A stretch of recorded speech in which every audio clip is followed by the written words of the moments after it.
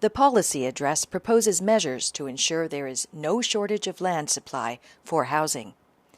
This includes the release of about 60 hectares of industrial land for non-industrial uses, half of which will be made available for housing. The government will also look into the use of greenbelt areas in the new territories that are no longer used for their intended purpose and convert them into housing sites. The first phase will cover an area of 50 hectares, mainly consisting of government land. There are about 150 hectares of agricultural land in North District and Yuen Long, currently used mainly for industrial purposes or temporary storage, or which is deserted. The government will explore the possibility of converting them into land for housing. The government will also explore the option of reclamation outside Victoria Harbour.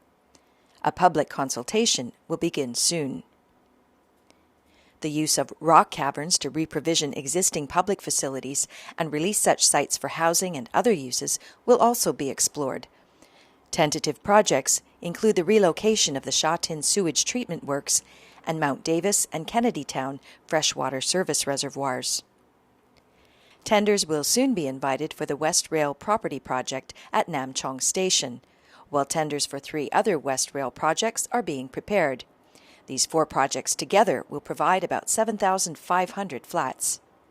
About 5,000 of them will be small and medium units, double the number originally proposed.